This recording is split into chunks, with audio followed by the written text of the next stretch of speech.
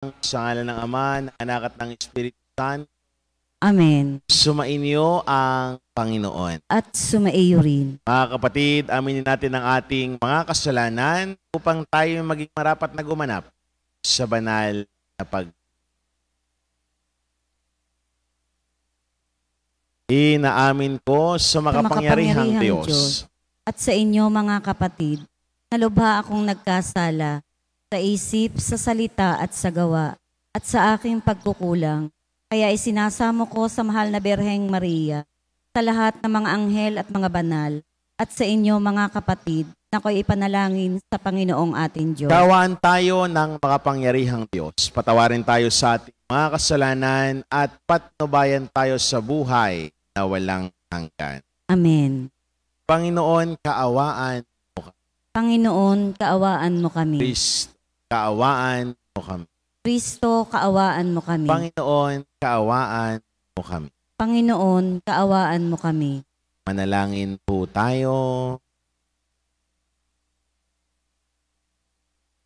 Ama naming makapangyarihan, lakas ka ng mga walang inaasahan, kundi ikaw. Ang pagluhog namin ay iyong pagbigyan, sapagkat kami mga tao lamang, napawang mahihina kapag iyong iniiwanan.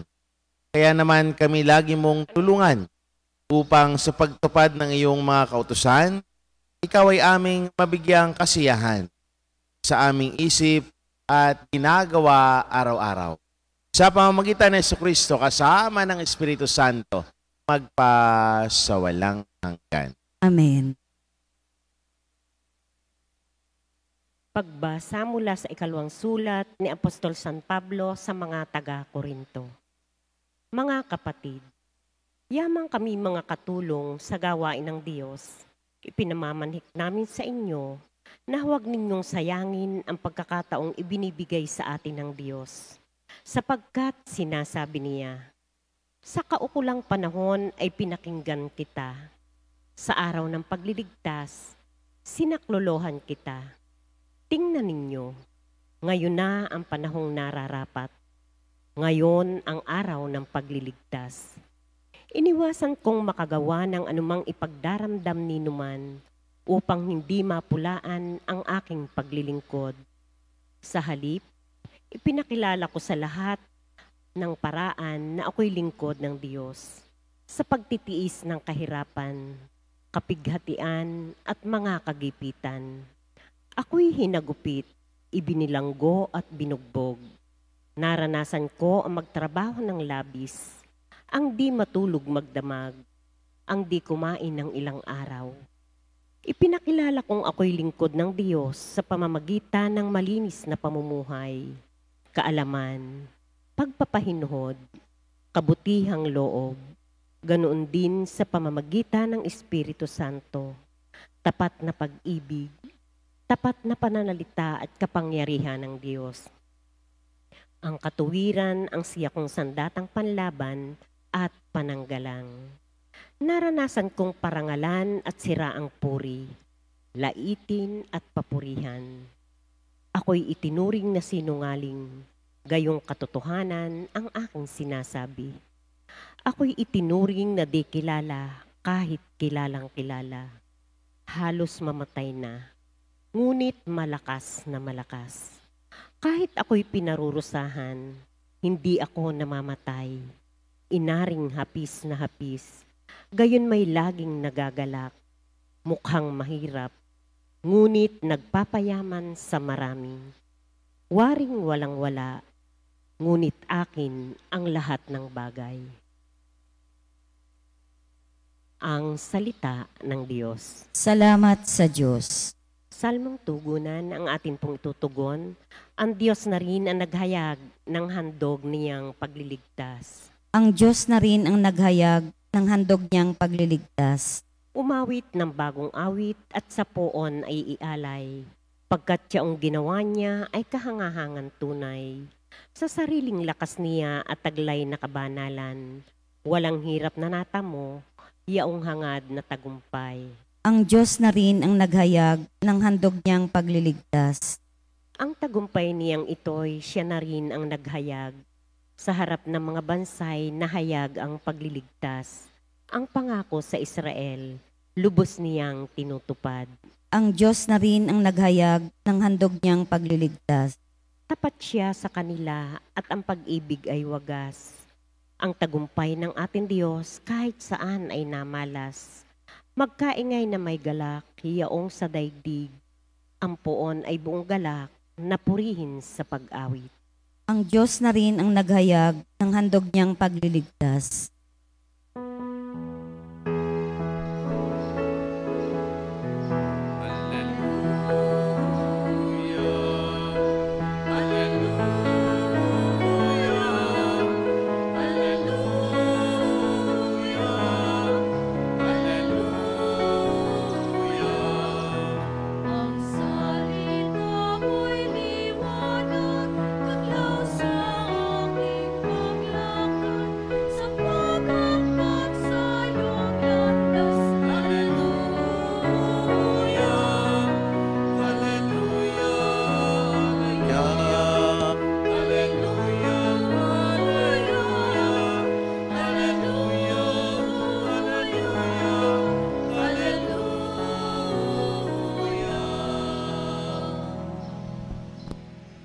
Sumainyo ang Panginoon. At sumaiyo rin. Ang mabuting balita ng Panginoon ayon kay San Mateo.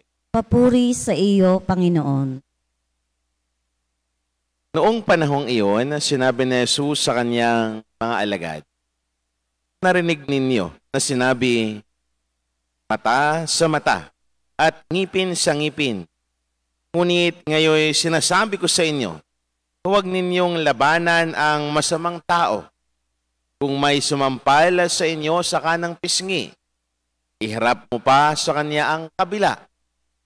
Kung ipagsakdal kanino man upang makuha ang iyong baro, ibigay mo sa kanya, pati ang iyong balabal. Kung sapilitan kang ipapasan sa iyo ng manlulupig ang kanyang dala ng 1 kilometro, pasanin mo ito ng 2 kilometro. Magbigay ka sa nanghihingi sa iyo at huwag mong panghindian ang nanghihiram sa iyo. Ang mabuting balita ng Panginoon. Pinupuri ka namin, Panginoong Hesukristo. Magandang umaga po sa inyong lahat. At sa mga patuloy na nakikita sa atin sa ating Facebook Live, magandang umaga. Mga kapatid, sa atin pong mabuting balita, pinapakita sa atin na Jesus yung katangian ng isang pagiging maunawain. Yung katangian ng pagpapakumbaba at katangian ng tunay na nagmamahal. Mga kapatid, sa buhay ho natin bilang mga tao, isa ito sa mga usapin natin, paano ba natin harapin ang mga taong nakagawa sa atin ng kasalanan? Paano ba natin sila pakikitunguhan? Ano ba ang tamang gawin para maging maayos ang lahat? Mga kapatid, sinabi ho sa ating mabuting balita, sinabi ni Jesus, kung sinampal ka sa iyong kanang pisngi, iharap mo pa ang kabila. Kung ipagsakdal kanino man upang makuha ang iyong baro, ibigay mo pa sa kanya, pati ang iyong balabal. Mga kapatid, ang mga bagay na ito, pinapakita ni Jesus kung paanong magpakumbaba. Kung paanong tayo mismo ay tinuturuan ni Jesus na maging mabuti. Mga kapatid, ito lang naman kasi kuminsan, malimit ang nagagawa natin. Madalas, ang nasa isipan natin ay kumanti. Ang nasa isipan natin ay balik kung ano man ang ginawa para sa atin. Madalas kapag sinuntok tayo, ang gusto natin suntukin din.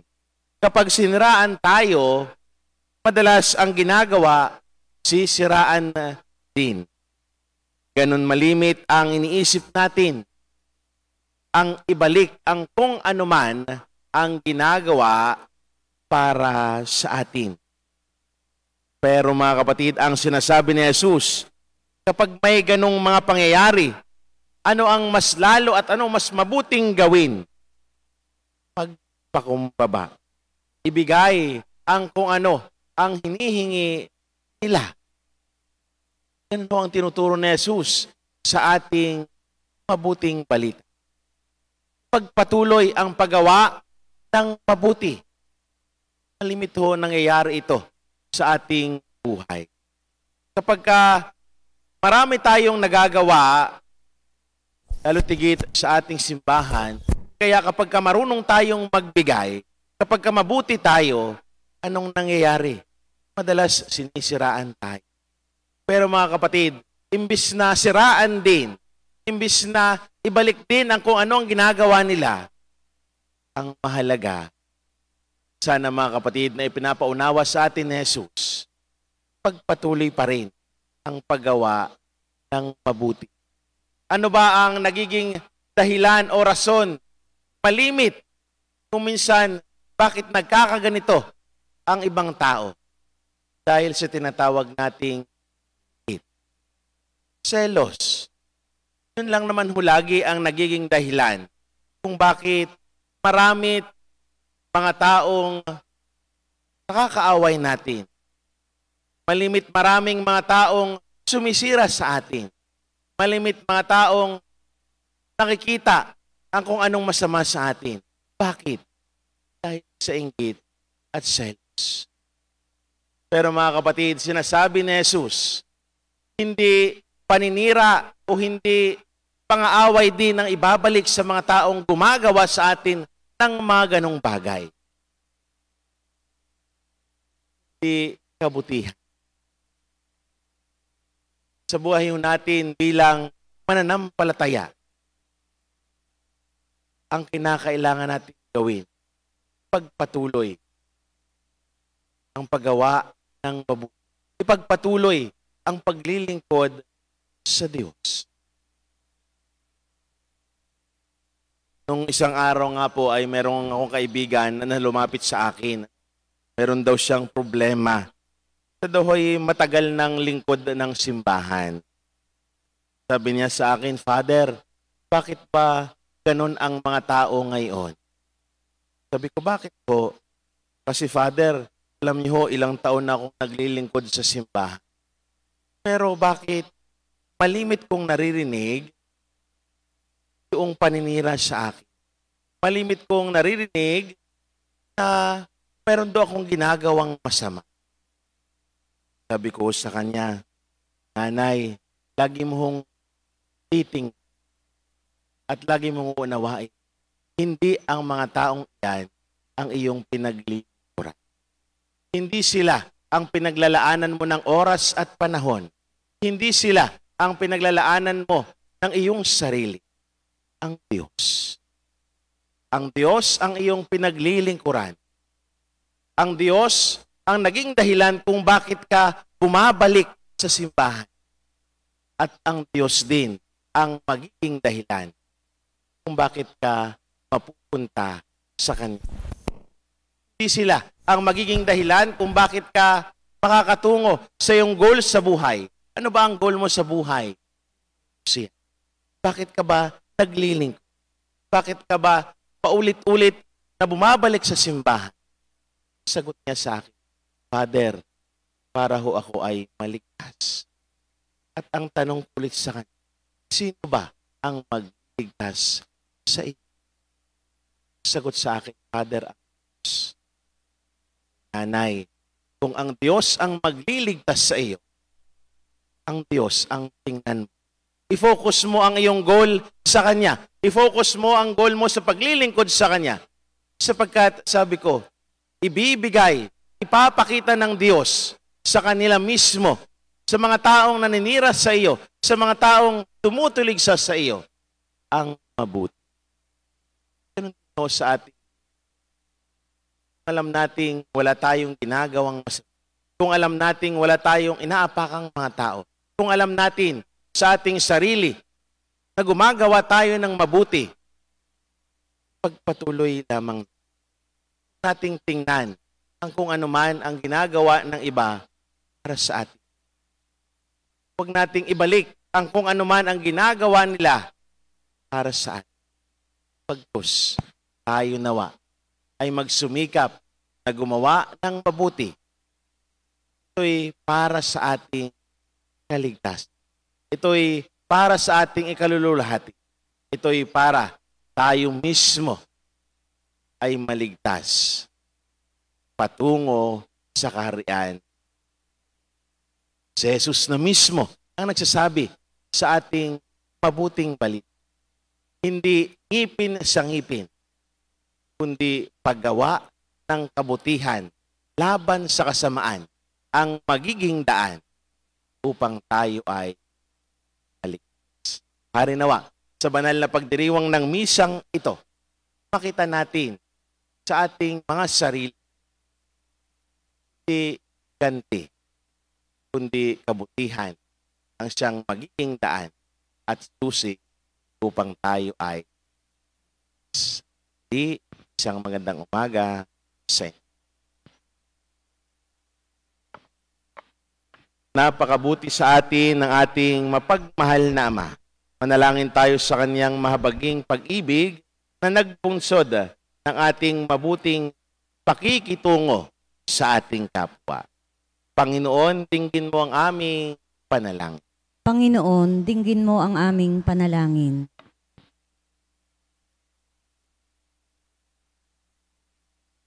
Bilang bayan ng Diyos, naway maisabuhay natin ang batas ng pag-ibig ni Kristo. Manalangin tayo sa Panginoon. Panginoon, dinggin mo ang aming panalangin. Ang ating mga kaaway, maging yaong mga nakasakit at nakagawa sa atin ng masama sa anumang paraan, naway mapatawad natin. Manalangin tayo sa Panginoon. Panginoon, dinggin mo ang aming panalangin. Atin nawang maiwasan ang pagkakahiwa-hiwalay at pagkamakasarili para maiwaksi ang kasamaan sa pamamagitan ng paggawa ng kabutihan. Manalangin tayo sa Panginoon. Panginoon, dinggin mo ang aming panalangin. Ang mga pinaging manhid na ng pagkakasala, naway hipuin ng Espiritu ng Panginoon upang magbalik loob sila at magbagong buhay. Manalangin tayo sa Panginoon. Panginoon, dinggin mo ang aming panalangin. Ang ating mga mahal na yumao, naway ligtas na kay pauwi sa piling ni Kristo. Manalangin tayo sa Panginoon. Panginoon, dinggin mo ang aming panalangin. Panginoon ng sambayanan, habang aming itinataas ang mga panalangin ito, tulungan mo kaming magkasama-samang lumago at mapaglabanan ang pagkaaway-away at hindi pagkakasundo. Hinihiling namin ito sa pamamagitan ni Kristo na aming Panginoon. Amen.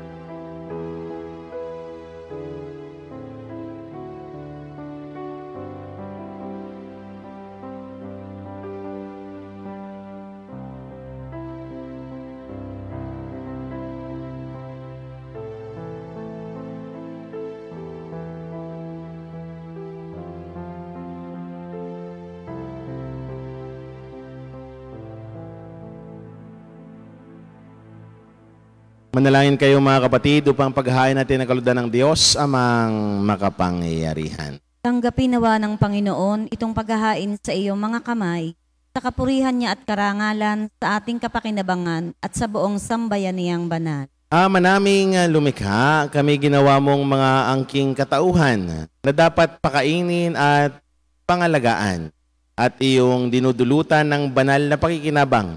Ipagkaloob mong kami huwag magkulang sa mga iniukol mo sa aming kapakanan. Sa pamamagitan ni Jesucristo kasama ng Espiritu Santo, magpasawalang hanggan. Amen. Sumainyo ang Panginoon. At sumaiyo rin. Itaas sa Diyos ang inyong puso at diwa. Itinaas na namin sa Panginoon. Pasalamatan natin ang Panginoon na ating Diyos. Marapat na siya ay pasalamatan. Ama naming makapangyarihan, tunay nga marapat na ikaw ay aming pasalamatan. Sa iyong paglingap at kagandahang loob, ang tao'y nilikha mo't pinangasiwa sa sansinukob. Sangad mong siya'y iwastong lubos. Siya'y pinagdusa mo sa kanyang pagtalikod. Sa iyong pagiliw, iyong ipinahintulot na makabalik siya sa pamamagitan ni Kristo Jesus. Kaya kaysa ng mga anghel, nagsisiawit ng papuri sa iyo, nang walang humpay sa kalangitan, kami nagbubunyi sa iyong kadakilaan.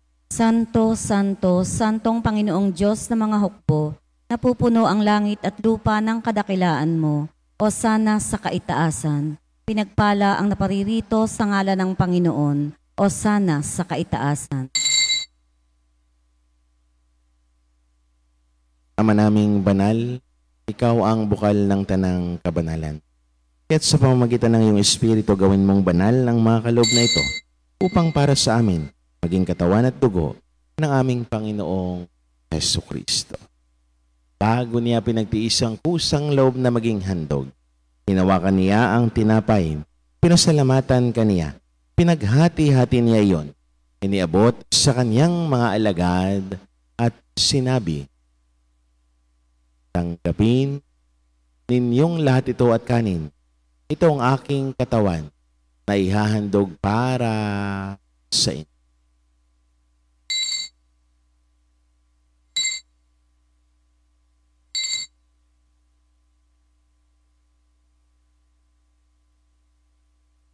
Gayun din naman, nung matapos ang hapunan, hinawakan niya ang kalis, muli kaniyang pinasalamatan.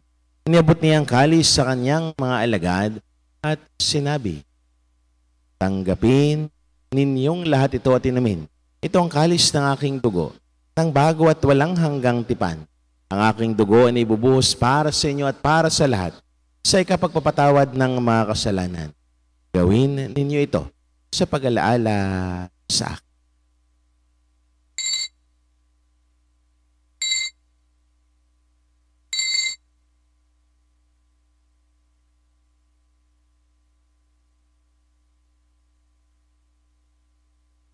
Ipagbunyi natin ang misteryo ng pananampalataya. Si Kristo'y namatay, si Kristo'y nabuhay, si Kristo'y babalik sa wakas ng panahon. Ama, ginagawa namin ngayon ang pag-alaala sa pagkamatay at muling pagkabuhay ng iyong anak. Kaya tiniaalay namin sa iyo ang tinapay na nagbibigay buhay at ang kalis na nagkakalob ng kaligtasan. Kami, nagpapasalamat dahil kami uminarapat at tumayo sa harap mo para maglingkod sa iyo. Isinasamo namin kami magsalo-salo sa katawan at dugo ni Kristo ay mabuklod sa pagkakaisa sa pamamagitan ng Espiritu Santo. Alalahanin mo rin ang mga kapatid naming nahimlay nang may pag-asang sila'y muling mabubuhay, gayon din ang lahat ng mga pumanaw. Kawaan mo sila at patuloyin sa iyong kaliwanagan. Kawaan mo at pangindapating kaming lahat na makasalo sa iyong buhay na walang wakas. Kaysa ng mahal na Birheng Maria na ina ng Diyos, kaysa ni Poong San Jose, kaysa ng mga apostolat ng lahat ng mga banal, San Jose Marelo, na namuhay dito sa daigdig ng kalugod-lugod sa iyo, may pagdiwang nawa namin ang pagpupuri sa karangal mo sa pamamagitan ng anak na aming Panginoong Jesucristo. Sa pamamagitan ni Kristo, kasama niya at sa Kanya, ang lahat ng parangal papuri sa iyo, Diyos, amang makapangyarihan, kasama ng Espiritu Santo, magpasawalang hanggan.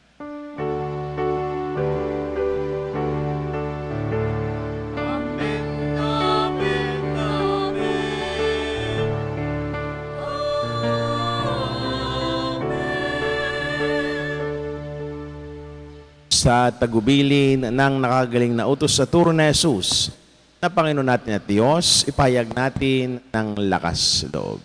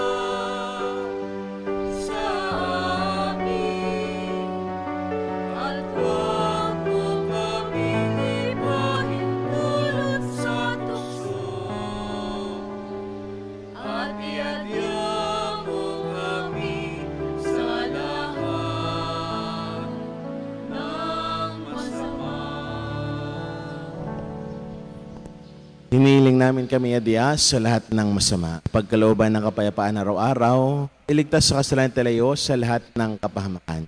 Samantalang aming pinananabikan ang dakilang araw ng pagpapahayag ng tagapagligtas naming si Hesu Kristo. Sapagkat iyo ang kaharian at ang kapangyarihan at ang kapurihan magpakailanman. Amen.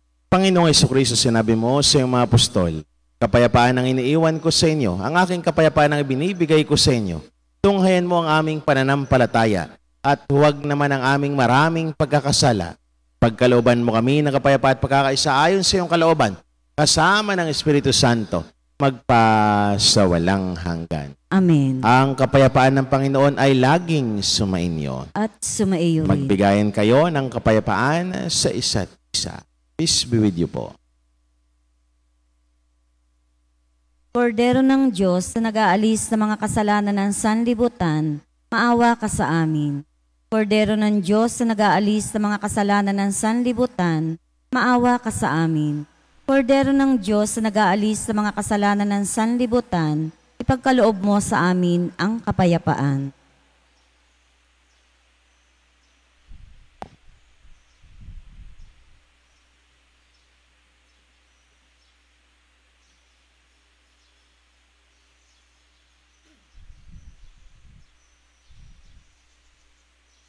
Mga kapatid, ito ang kordero ng Diyos. Ito ang nag-aalis ng mga kasalanan ng sanlibutan. Mapapalad tayong naniyahan sa kanyang banal na piging. Panginoon, hindi ako karapat-dapat na magpatuloy sa iyo, ngunit sa isang salita mo lamang ay gagaling na ako.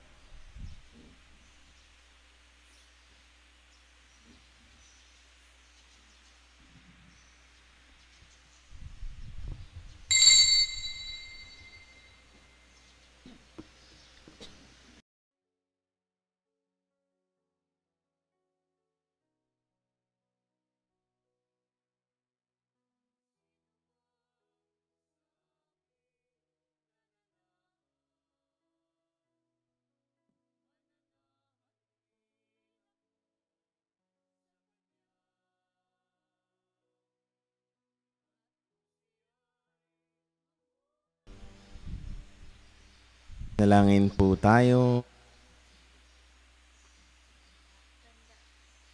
Ama naming mapagmahal, ang pinagsaluhan naming banal na pakikinabang na nagpapahiwatig ng iyong pakikiisa sa tanang naritong nakikipagdiwang ay magdulot nawa ng pagkakaisa sa iyong sambayanan. Sa pamamagitan ng Jesucristo kasama ng Espiritu Santo, magpasawalang hanggan. Amen. Sumainyo ang Panginoon. At sumaiyo At rin. pagpalain kayo ng maawain, mapagmahal at makapangyarihang Diyos. Sa ngalan ng Ama, ng Anak at ng Espiritu Santo. Amen. Ang banal na misa ay naialay na. May kayong taglayang kapayapaan at pag-ibig ng Diyos. Salamat sa Diyos.